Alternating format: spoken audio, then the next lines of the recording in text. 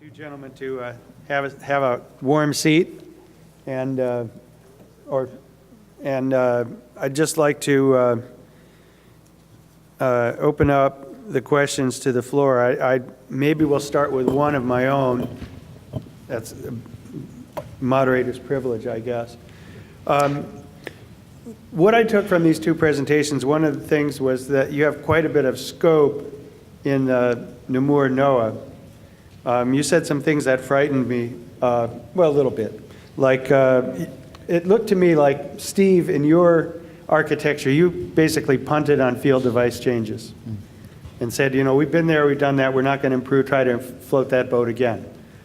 And you guys have done something different. It looks like you are thinking about IP. Can you kind of go into, that was right for you, Steve, isn't that correct? Yeah, well, that's correct. Yeah. Okay, so can you tell us a little bit about why you're I understand why you would want to include field devices in this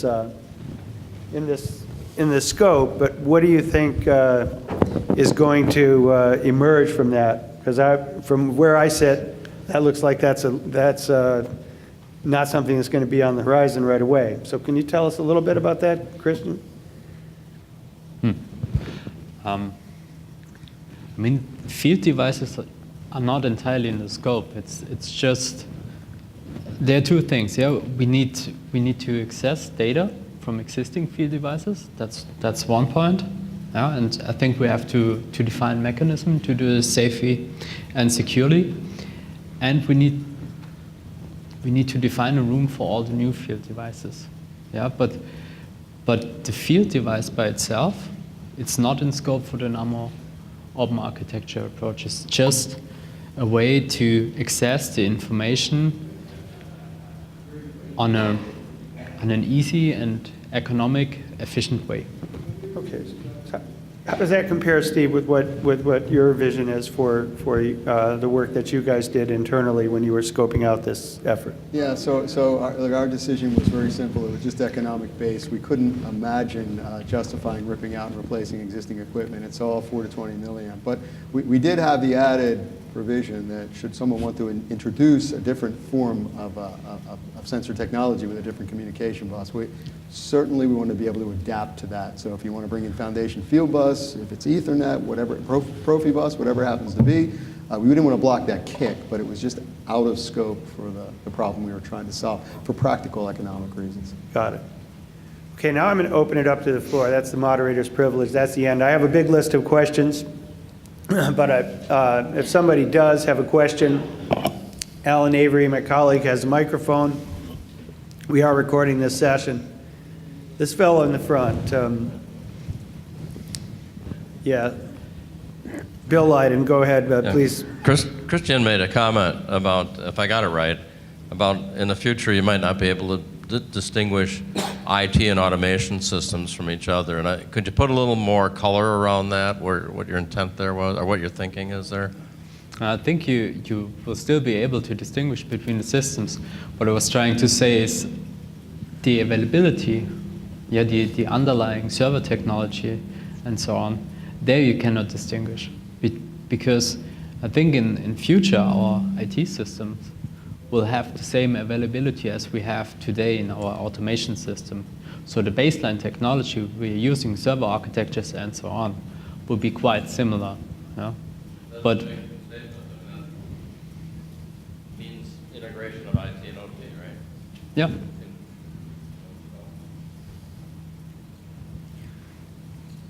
Looking for another question. There seems to be, there's one. Oh, okay. Okay. So I don't think I need a microphone. Well, we're recording the session. If you could hang on for a second. Okay, a question for you. We're talking about IT and OT, but what was mentioned this morning was ET. How do the two different architectures really address the engineering side of these systems? Because they are going to be complex with tens of thousands to hundreds of thousands of devices out there. What's the viewpoint or vision in the ET side? One of you or both of you want to address that question? Want to go first? Yeah, so I mean, I guess I'm not sure if you're referring to the namespace problem.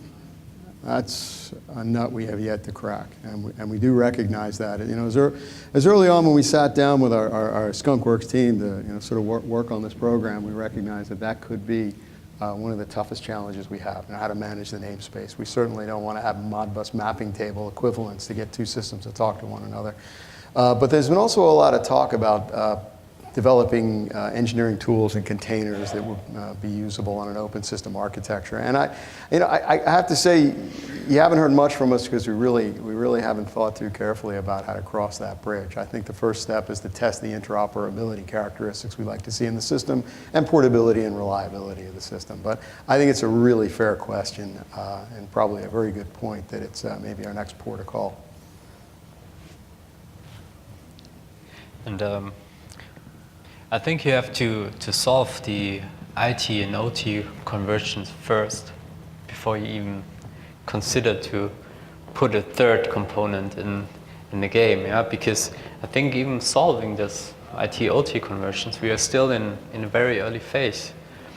And but what we could do and what we also should do is try to use what we have from engineering in the existing life cycles, for example, using the existing process models for plant optimization. This is doable today.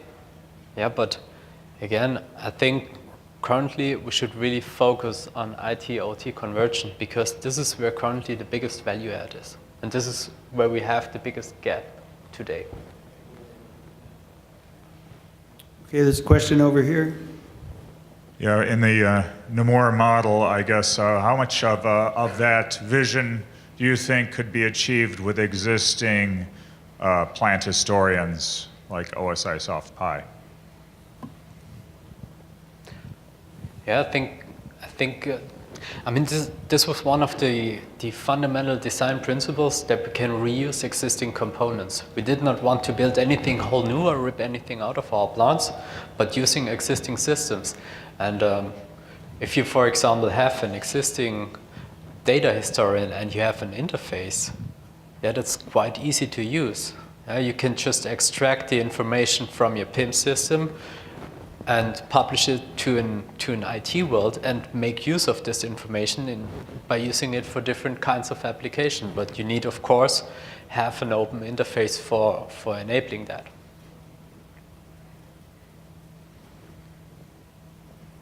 Here's a question over here.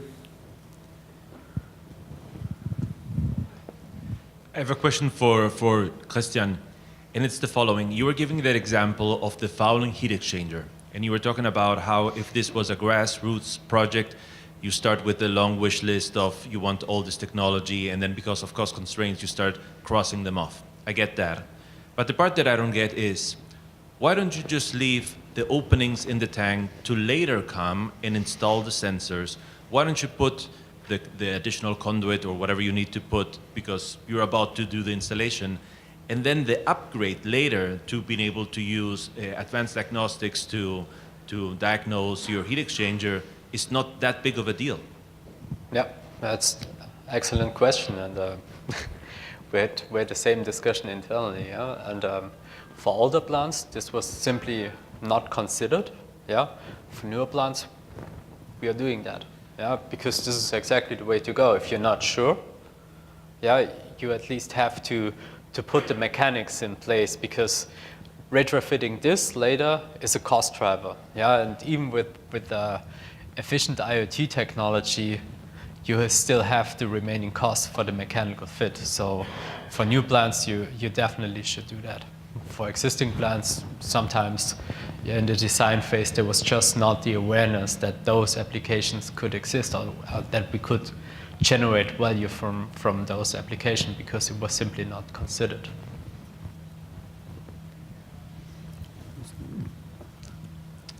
During the presentation, you mentioned that, I think Nomura was going to focus on monitoring optimization, whereas the open systems effort is going to be more all-inclusive. And would that be a hindrance to, I assume at some point you're going to work together, and would that be a problem in the approaches being different? There's nothing that the the OPA program is working on that would be in conflict, I think, that what Nomura is proposing. To me, what it looks like is the Nomura solution is just a subset of the OPA solution. So they're complementary. It's just really the question as to whether or not you leave the DCS as we see it today intact. I'm going to stick my nose in one more time. There's a question over here that Julie has. I guess I'll wait. Ladies first. Thanks. Yeah, one of the benefits that I see of the open system that neither of you mentioned, and I'm kind of surprised as to why, and that is the application reusability at level 2. That's huge for us as end users. It's a big stumbling block, and if we just leave the DCS layer intact, we're not going to attack it. We absolutely have to open it up and standardize that function block programming and everything at level 2, so that if I come up with a solution like to your process heater problem, I don't have to do it at level 3 anymore. I can do it at level 2, and I can get better speed because I can reuse it in the 20 other ones I have out there. To me, that's a huge benefit, and I guess, yeah, maybe, do you see it that way and you just didn't mention it, or it's just not as big a deal? Yeah, so there are so many facets of the program. You know, you're right, we didn't mention everything, but what you brought up was an excellent point. So one of the value propositions is, right now when you write for one system, you have to write code in one language of that generation, even if it's the same supplier of that particular system. And when you migrate from one system to another, even with the same supplier, you have to rewrite again. So the vision that we have is to abstract and separate the software environment from the hardware environment, so that I can write once in any language of my choosing. And if I build it to the interoperable standards that are defined through the OPA form or whatever mechanisms we use, I can take that application and I can drop it in at level 1, level 2, level 3, level 4, wherever those levels happen to exist. I can run it in the cloud if I need to, or I think that's the right thing, but I don't have to rewrite the code. And in fact, one would argue that my physical assets in the field don't change. In refining chemical plants, the refineries and heat exchangers and vessels and pumps and fractionation columns are the same. Why would the control algorithm change just because the hardware changes on my DCS? It doesn't make sense. That's exactly one of the reuse examples that you highlighted that are helping to drive this. Christian, do you have a comment on that? I wonder if you, in your work group, if that topic came up. Not exactly, because we are targeting more the application outside level 2, outside DCS. But I mean, I can just emphasize what Steve said. Yeah, I think from the OPA approach, this is one of the key driver that you can actually have reusable applications. Okay. There's another question from the floor here. Worked as a control engineer for the last 30 years or so, and it's interesting to see how this is evolving, because I was at a plant when we still had pneumatics, and I was experiencing that first pneumatic to DCS conversion and all the pain that came with that. And we're kind of in transition again, it seems. A question for Christian. It looks like you have several unidirectional data flows in your diagram. Can I assume that those are data diodes? And maybe the real loaded question is, shouldn't data diodes just be a commodity piece of hardware capability that lives on every electronic card, and we don't have to spend lots of money to put it in a few strategic places? Why can't we have it everywhere? And you have optical data flowing upwards in the system, and it's unidirectional. It's just the default capability of everybody's hardware. Why does it have to be so complicated? That's a very good question, and we had very heated discussions during our working group meetings. And in fact, it's not so easy, because on all existing communication protocols that are in place today, you do not have unidirectional information flow. You always have a handshake. From a security perspective, this is not simple to realize, and this is the main problem. Yeah, it would be perfect, easy world if this would be the case, if you really had a unidirectional data flow, because then all the problems would be solved. You can just have this as an additional module on your field device, on your whatever device, and retrieve all the information you need. But today, this is not there. And together with our academic partners, we are discussing this and discussing what would be the necessary mechanism to implement this. And this will also be one step where we need to integrate our field device vendors and collaborate together with them and establish those mechanisms. Because if you do not have a secure communication and communication protocol, the whole thing will not fly. So this diet, and we also had on the first drafts from the slide, we had it named information diet, but we said, okay, we cannot do that because it's not. Yeah, it needs to allow bidirectional communication in order to enable communication. But working on that, and again, this is not there yet, but I think at the end it has to come to a comparable level.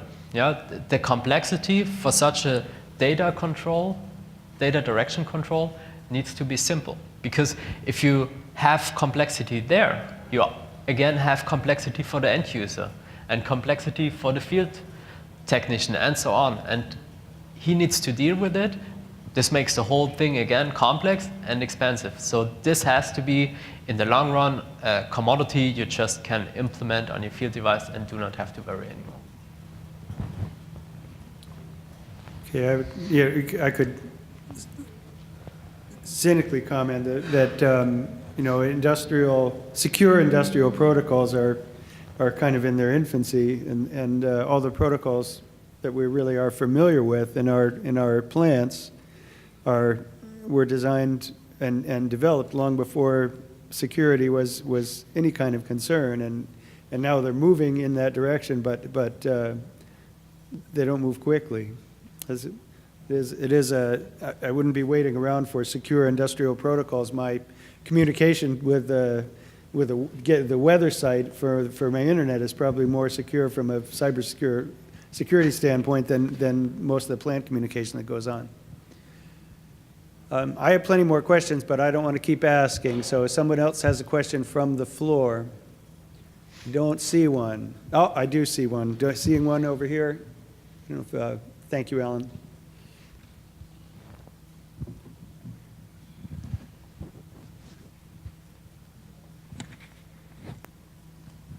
So, Steve, you said that you don't see the two standards efforts as conflicting in any way. They're mutually exclusive. Can you see some benefits of what Nomura is doing? And then, Christian, do you see some benefits in what OPA is doing? And would you anticipate using some of what the other organization is developing? Well, I would certainly hate to have two standards between the base control system. I would hate to have two standards between the base control system and the layers above. So at least at that point, I think there has to be an alignment. Otherwise, you have that problem, right? A non-standard interoperability between any services off-premise, on-premise in your control system. So at a minimum, I think we have to converge on a set of standards for the flow of information inside and outside of the system. Agreed? Yep, fully agree. I think the interface between these two approaches is key and needs to be aligned. One point, I think I did not really highlight this also in my presentation for the normal open architecture approach, is with most of the parts we can start today. Yeah, I think this is not a replace approach. This is additive to existing structure, and I think the OPA approach, this is really something which might require some more time and some deeper thoughts, because we are really going for basic automation structures, and I think we really have to do both. Yeah, we have to consider both. We have to think about really changing the fundamental design aspects, but we also have to do something today, and enable our plants to use all this innovative technology today. So again, I think both approaches are completely valid, complementary to each other, and the interface between needs to be well aligned and well established. So retrofit versus clean slate. Retrofit versus clean slate, would that be the two characterizations? Yours might be more likely to be applied to existing automation and No, I know one of our boundary conditions is whatever we come up with in the open process automation forum has to be applicable to both greenfield and brownfield as well. That's not a differentiator between the two programs. Like where it is how far you go down into the system to break up the components so they're interoperable. Leave the DCS intact as it is today or separate it and allow best in class or best in breed or fit for purpose integration of the components you want. Okay, what I'm going to do is sadly bring this to a halt. We have exhausted our time, but we are going to have a Q&A and a panel session following the break. So if you have a question, please save it. Steve will be on the panel. I'm sure if there's a question for Christian, he'd be happy to answer the question in the next section.